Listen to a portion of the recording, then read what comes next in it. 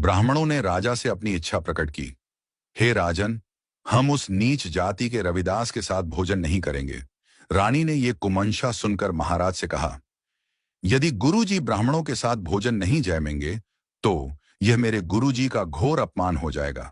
भूप ने कहा, हे रानी, गुरुजी को साथ बैठाने से ब्राह्मण देव मेरे से नाराज होकर मुझे श्राप दे देंगे तो अनर्थ हो जाएगा।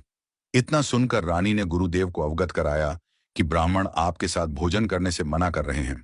गुरु रविदास ने रानी झाली को समझाया, कोई बात नहीं बेटी, घबराओ मत, ब्राह्मणों की इच्छा पूर्ण करो। हम मालिक हैं और ब्राह्मण जन यहाँ अतिथि के रूप में बुलाए हुए हैं। नीति कहती है कि मेहमान पहले भोजन ग्रहण करते हैं और मालिक सबसे बाद में। गुरु रविदास अपने कक्ष में वज्रासन पर विराजमान होकर ध्यान मग्न हो गए और ब्राह्मणों की पंक्ति किले के परिसर में भोजन ग्रहण करने लगी। अगले ही क्षण उन्हें अपने साथ पंक्ति में गुरु रविदास बैठे दिखाई देने लगे। उन्हें देखकर ब्राह्मण भ्रम में डरकर चिल्ला रहे थे कि पता नहीं ये रविदास है या उनका भूत है।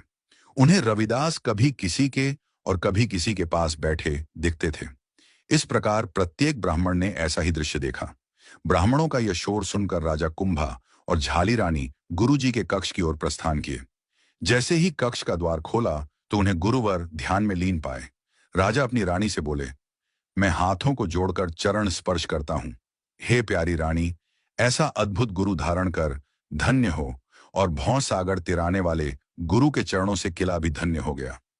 ब्राह्मण की दौड़कर और नमन कर बोले, गुरुदेव, ये अनजान में हुई गलती को क्षमा कर दें।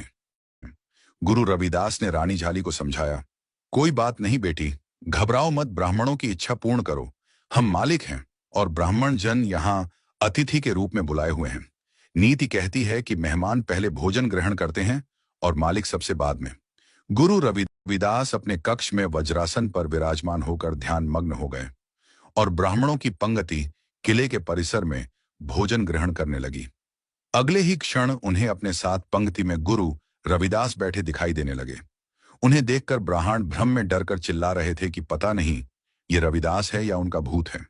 उन्हें रविदास कभी किसी के और कभी किसी के पास बैठे दिखते थे।